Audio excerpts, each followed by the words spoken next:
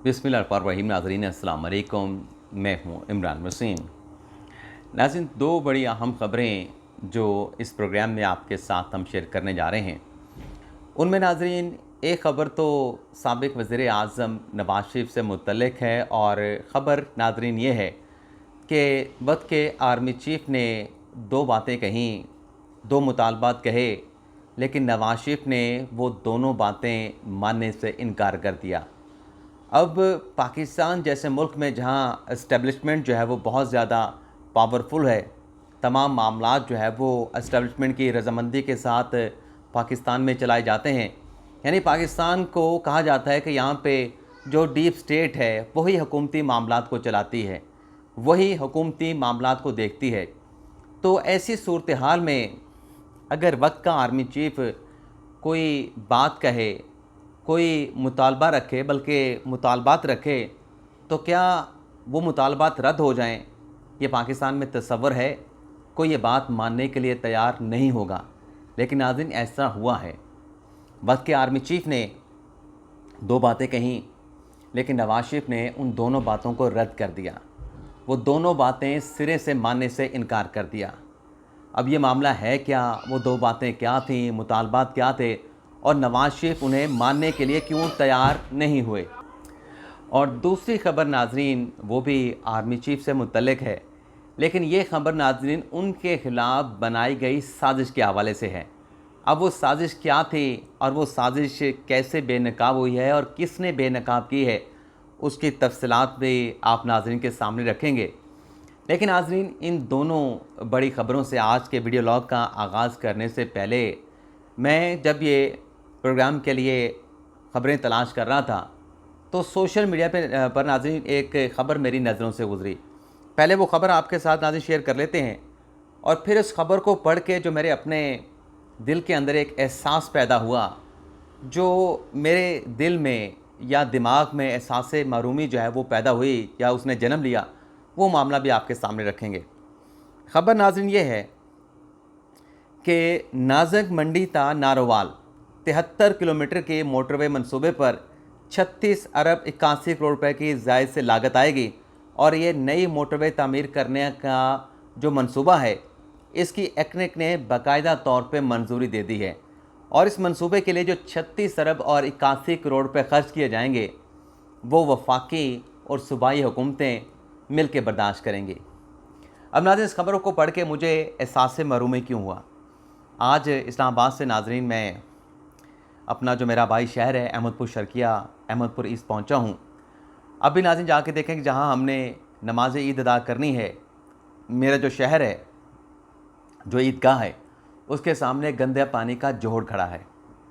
और ये वो शहर है नाज़रीन, रियासत भावलपुर का इसको हेडक्वार्टर कहते हैं। डेरा नवाब साहब और अहमदपुर शर्किया एक ही शहर है, लेकिन आज तक इस शहर को जिसके नवाब ने, जो इस रियासत भावलपुर का मालिक था, जिसने पाकिस्तान का जब 1947 में हमने आज़ादी हासिल की, पाकिस्तान को बजट बनाने के लिए पाकिस्तान के जो उस वक्त के मुलाजमीन थे उनकी तनख्वाहें अदा करने के लिए पैसे दिए, और पाकिस्तान के साथ मोहब्बत का इजहार करते हुए अपनी रियासत को पाकिस्तान के अंदर जम कर दिया, इल्हाक कर दिया।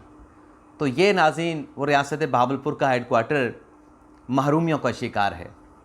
और नाज़रीन, ये जो 36 अरब रुपये का जो मंसूबा है, जिसकी मैंने आपको लागत बताई, दोबारा आपको बता देता हूँ, 36 अरब 81 करोड़। आज पाकिस्तान को बने तकरीबन 75-76 साल हो चुके हैं। मेरे ख्याल से हमारे इस शहर को 2 अरब के भी फ़ंड नहीं मिले होंगे। लेकिन चूँकि जो प्लानिंग कमीशन के मिनिस्टर हैं एहसन इकबाल साहब, और बाकी जो बड़े बड़े मिनिस्ट्रियां हैं वो बड़े बड़े लोगों को मिलती हैं, पुराने सियासतदानों को मिलती हैं। हमारे तो शहर से कोई मिनिस्टर भी नहीं बनता। अगर कोई मिनिस्टर बन भी जाए तो उसको मिनिस्ट्री भी कोई थकी टूटी मिलती है, और थकी टूटी मिनिस्ट्री मिल भी जाए तो उसको शहर के लिए फ़ंड्स नहीं मिलते। और अगर कोई सियासतदान आगे चला भी जाए नाज़रीन, तो यहाँ पे हमने ये भी देखा है कि जो भी हमारे इलाके का MNA MPA बनता है, वो पहले एक सियासी जमात में होता है, 2-2.5 साल के बाद दूसरी सियासी जमात में चला जाता है।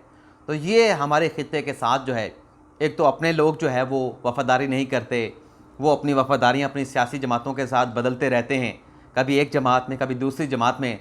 चले उन सियासतदानों की वफ़ादारियाँ तो अपनी जगह पे, लेकिन क्या ये हमारा जो शहर है ये पाकिस्तान का हिस्सा नहीं?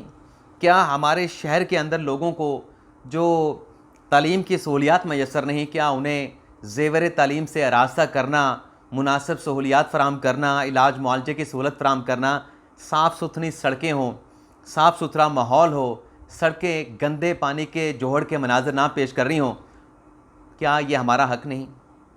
यानी इस्लामाबाद से आके एहसास होता है कि यहाँ पे कितना एहसास महरूमी है।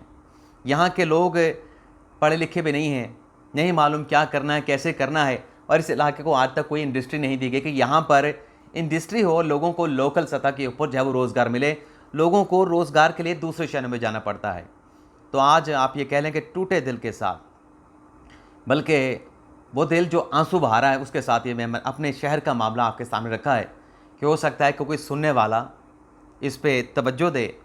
और हमारे शहर के अंदर तो ग्राउंड भी नहीं खेलने के लिए नाज़रीन, खेलने के लिए ग्राउंड नहीं, वॉक करने के लिए कोई ग्राउंड नहीं, कोई ट्रैक नहीं, कुछ भी नहीं। तो क्या सूरत हाल होगी हमारे शहर की, आप अंदाज़ा कर सकते हैं। अब आ जाते हैं ख़बरों के हवाले से। तो सबसे पहले तो जो आर्मी चीफ़ के ख़िलाफ़ मुबैना तौर पे एक साजिश की गई, मुबैना तौर पे बात हो रही है, हुआ नाज़रीन ये कि पिछले दिनों जो पीपल्स पार्टी के साबिक रहनुमा हैं, साबिक मिनिस्टर हैं, साबिक अटॉर्नी जनरल हैं और साबिक लीगल माइंड हैं लतीफ़ खोसा साहब, जो एतजाज़ हसन की आजकल सुप्रीम कोर्ट ऑफ पाकिस्तान में वकालत कर रहे हैं, और वो भी सिविलियन के फ़ौजी अदालतों में कोर्ट मार्शल के ख़िलाफ़। 2017 में यही लतीफ़ खोसा साहब हुआ करते थे जब पीपल्स पार्टी और नून लीग ने मिल के फ़ौजी अदालतों के हवाले से कानून साजी की थी, तो ये उस वक्त इंडोर्स कर रहे थे फ़ौजी अदालतों को। लेकिन आज फ़ौजी अदालतों में सिविलियन के कोर्ट मार्शल के ख़िलाफ़ जो है वो खोसा साहब जो है वो आर्गू कर रहे होते हैं। तो इनके घर के ऊपर फायरिंग हुई और कहा गया कि देखें, ये हमें डराने और दबाव में लाने के लिए ओछे किस्म के हथकंडे इस्तेमाल किए जा रहे हैं। तो वो जनाज़े मुल्ज़म था जो नामालूम अफराद थे जिन पे फायरिंग का इल्ज़ाम लगाया गया। अब कामरान आदल साहब, जब मैं सुप्रीम अपना इस्लामाबाद में आया था और किसी पुलिस ऑफिसर के साथ जिसके साथ मेरा पहला टाकरा हुआ था, मुलाकात हुई थी, वो कामरान आदल साहब थे और उनके साथ मुलाकात हुई थी वफाकी दारुल हुकूमत इस्लामाबाद में पुलिस की तनख्वाहों के हवाले से, उनकी ज़िम्मेदारियों के हवाले से। तो उस वक्त से जून 2008 से मैं उनको जानता हूँ, वो भी जानते हैं। तो उन्होंने इस हवाले से एक शख्स को गिरफ़्तार किया जिसका नाम मोहसिन उर्फ लंबा है। उसने नाज़रीन ये एतराफ़ किया कि लतीफ़ खोसा साहब पे जो घर पे फायरिंग का वाक़या पेश आया, ये मुबैना तौर पे जो इमरान खान साहब के भांजे भतीजे हैं ज़ुबैर खान नियाज़ी, उनके कहने के ऊपर ये उन्होंने फायरिंग की। और इस फायरिंग के लिए मेरे साथ 10 लाख रुपए की अमाउंट तय हुई थी जो मुझे देनी थी, और 1 लाख रुपए एडवांस भी दिया गया। और साथ में नाज़रीन मोहसिन जो लंबा साहब हैं वो ये भी कहते हैं कि लतीफ़ खोसा का घर दिखाने के लिए ज़ुबैर खान नियाज़ी ने अपना एक बंदा मेरे साथ भी भेजा था। और सिर्फ ये नहीं, बल्कि जो अब तक की इन्वेस्टिगेशन है नाज़रीन, उसमें यह बात भी सामने आई है कि सबसे पहले तो लतीफ़ खोसा साहब के घर को टारगेट करना था और फिर बाद में एतजाज़ हसन के घर पर भी इसी तरीके से फायरिंग करके ये तासुर देना था कि देखें, नामालूम अफराद जो हैं वो सिविलियन के कोर्ट मार्शल के ख़िलाफ़ जो दरख्वास्तों पर समाअत हुई है उसके दरख्वास्त गुजारों और वकला को जो है वो तंग कर रहे हैं, उन पर घर पर फायरिंग की जा रही है, उन्हें हरासा किया जा रहा है, उन्हें दबाव में लाने की कोशिश की जा रही है कि वह दरख्वास्त वापस ले ली जाए। अब ये मुबैना तौर पे जो भी प्लान था, जिसका भी प्लान था, एतजाज़ हसन साहब तो अब नेक नीयती के साथ गए होंगे, उनकी चले हम नीयत पे शक नहीं करते। लतीफ़ खोसा साहब भी वहाँ पे वकालत कर रहे होंगे, लेकिन ये ज़ुबैर नियाज़ी साहब ने मुबैना तौर पे जो उन पर इल्ज़ाम लगा है कि उन्होंने ये बंदे भेजे, लतीफ़ खोसा साहब के घर के ऊपर फायरिंग कराई, इसका नाज़िम मकसद क्या है? इसका मकसद नाज़िम प्राइमा फेशा ये नज़र आता है कि तसादुम पैदा हो। पहले तो ये जो दरख्वास्तें आई थी, मैंने आप नाज़रीन को बताया था कि इस दरख्वास्तों के ऊपर जो सिविलियन का कोर्ट मार्शल करने का फ़ैसला किया गया है, जो 9 मई के ज़िम्मेदारान हैं, इस दरख्वास्तें जो सुप्रीम कोर्ट में आई हैं, इस पे अदलिया और कंट्रोल टावर एस्टेब्लिशमेंट के माबैन जो है वो तनाव बढ़ेगा, तनाव में इजाफा होगा, तसादम किसी सूरत हाल पैदा होगी। तो अब ये जो वाक़या हुआ है, इससे में नाज़रीन यही सेंस मिलती है, ये अगर हम रीडिंग करें इस पूरे मामले की, तो ये भी लगता है कि ये इसलिए किया गया ताकि जो हुकूमत है या जो कंट्रोल टावर है या जो इस्टेब्लिशमेंट है उसके और इन लोगों के माबैन, अपोजिशन के माबैन जो है वो ताल्लुकात को मज़ीद कशीदा किया जाए, तसादुम की ऐसी सूरत हाल पैदा की जाए और मुल्क में जो वकला तहरीक है उसकी राह को हमवार किया जाए। तो ये ज़ाहिर सी बात है कि साजिश किसी और के ख़िलाफ़ नहीं, प्रेमा पेशाई वादियुल नज़र में ये साजिश जो है वो आर्मी चीफ़ के ख़िलाफ़ नज़र आ रही है। हुकूमत के ख़िलाफ़ तो साजिश है, लेकिन असल साजिश के जो ताने बाने हैं वो फिर रावलपिंडी की तरफ जाते हैं, आर्मी चीफ़ की तरफ जाते हैं। तो ये भी जो साजिश थी मुबैना तौर पे इसका भांडा, इसकी जो हंडिया है वो बीच चौराहे फूट गई है, जो लाहौर पुलिस ने इस हवाले से तहकीकात की है। अब आ जाते हैं कि नवाज शरीफ ने वक्त के आर्मी चीफ़ को क्या इनकार किया। नाज़रीन, ये तो नवाज शरीफ को ताना दिया जाता है कि नवाज शरीफ ने सबसे ज़्यादा आर्मी चीफ़ भी लगाए।